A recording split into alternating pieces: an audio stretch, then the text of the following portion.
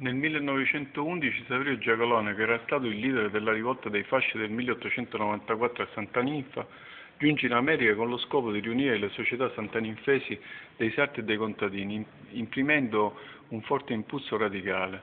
Al grido di "Siamo visionari idealisti, useremo gli individui della pratica a materializzare le nostre visioni e i nostri ideali". Ritratto di Saverio Giacalone.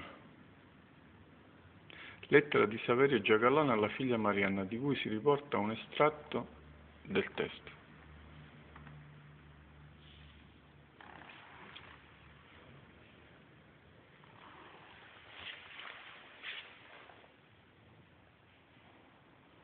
Stele monumentali di Saverio Giacalone regalata dalla comunità di Brooklyn al municipio di Santa Ninfa.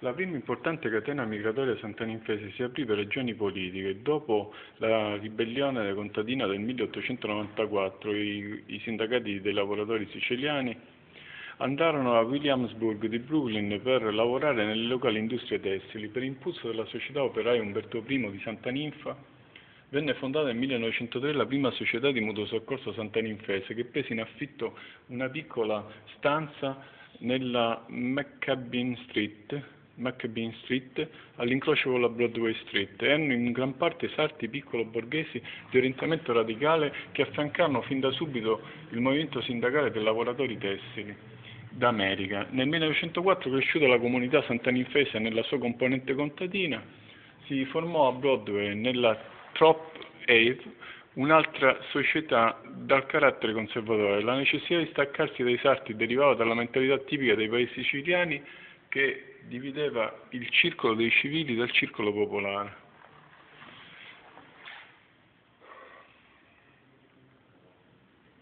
Il presidente della società operaia Umberto I di Santa Ninfa, Michele De Stefani Perez,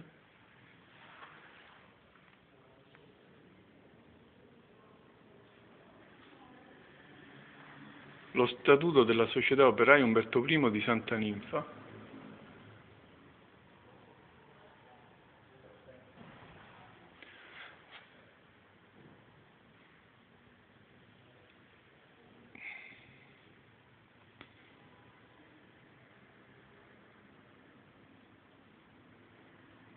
e la società di mutuo soccorso di Santa Ninfa.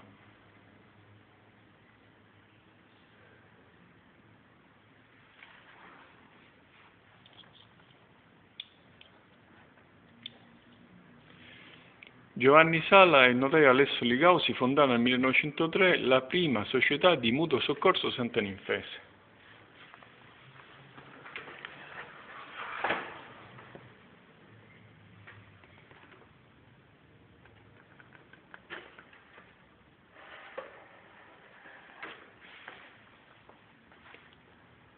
Nei primi del Novecento si forma a Brooklyn la società di mutuo soccorso Conte di Salemi, che troviamo attiva per tutta la prima metà del secolo. Da venditori ambulanti di frutta, gli emigrati da Salemi diventano negozianti e si affermano come piccola borghesia, conservando una forte carica nazionalista.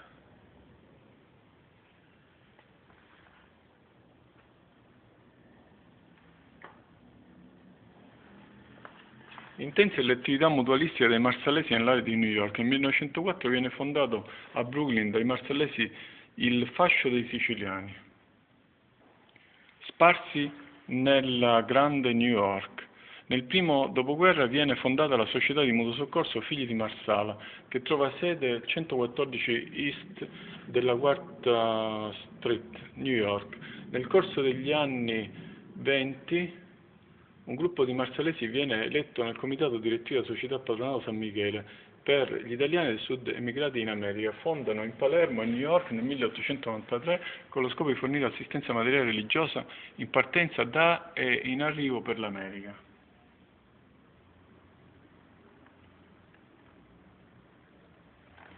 Tessera onoraria inviata al sindaco di Marsala, avviso di assistenza religiosa rivolta agli emigrati in partenza per l'America da parte della società Patronato San Michele.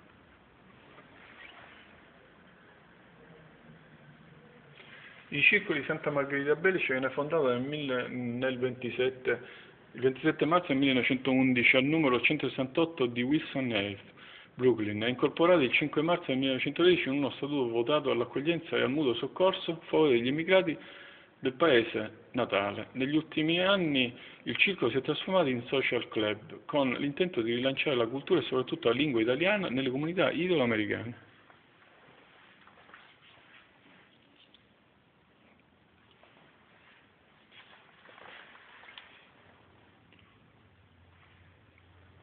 Originario di Polizzi, generosa, è scomparso nel dicembre 2005. Dedica parecchie pagine della vita quotidiana della società di Polizzi Generosa, che veniva affettuosamente chiamata U Gruppo.